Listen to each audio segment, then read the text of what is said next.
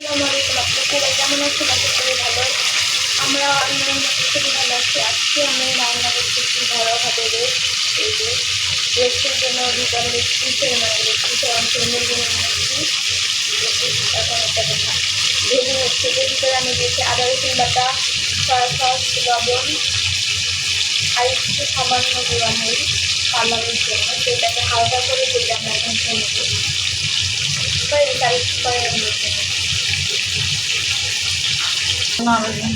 তো গাইস যে আমাদের ভাজা হয়ে দিচ্ছে, এখন আমরা এটা তুলে দেবো। তারপর আমরা রোস্ট রান্না শেষ করবো।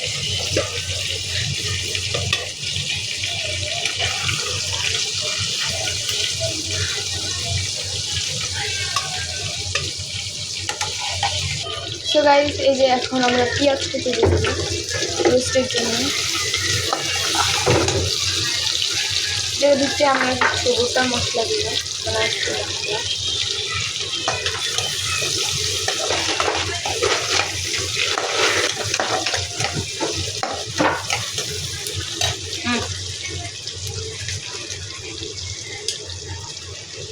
এই যে এখন দিয়ে দিলাম দারচিনি, তারপর দিব এলাচ, তারপরে যে নাকফুল নাকিটা যুক্ত করলে যাবে না।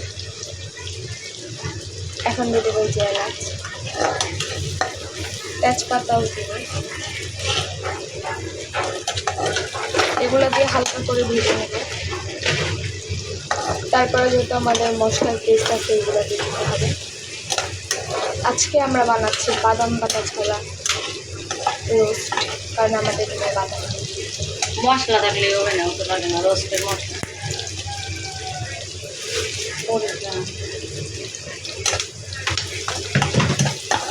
এটাকে আমরা একদম হালকা করে ভেজে নেব। রান্না করা পারে।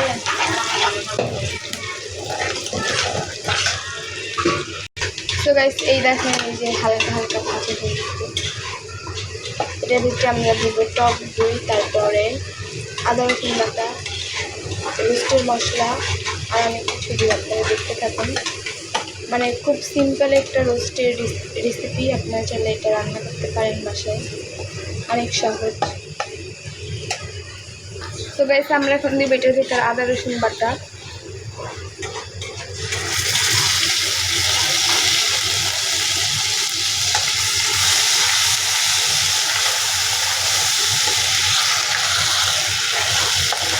এটাকে একটু হালকা ভাজা ভাজা করার পর আমরা টক দিয়ে দিব। এই যে টক দিয়ে দিলাম।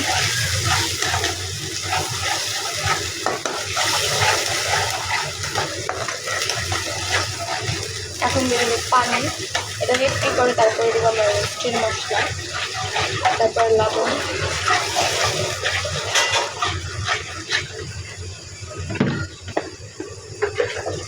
দিয়ে দিব এখন লবণ।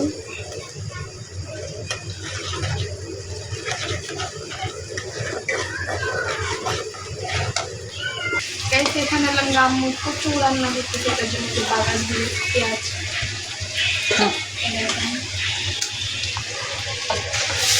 তো আমরা এখন দিয়ে দেবো ভিতরে তেজপাতা,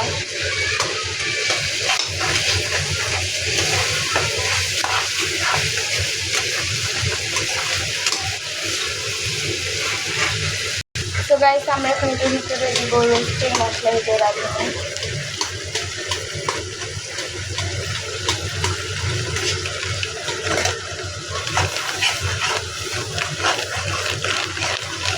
এই যে রোস্টের মশলা দিয়ে দিচ্ছি, এখন দিয়ে দেবো মুরগিটা।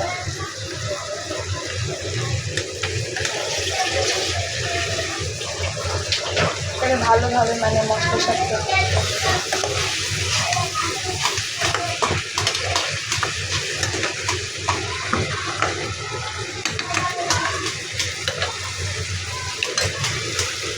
সবাই সামনে দিব এটার ভিতরে গরুর দুধ।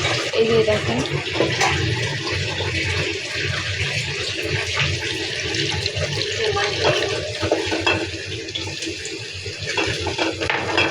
রোস্টের ভিতরে কিন্তু গরুর রোস্ট খেতে অনেক মজা লাগে, সেই জন্যই দিয়েছি, আপনারাও দিতে পারেন।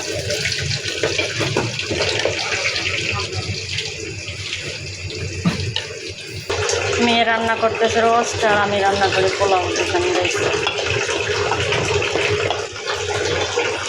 ছেলে খাবে এর জন্য, বেশি না, অল্প করে।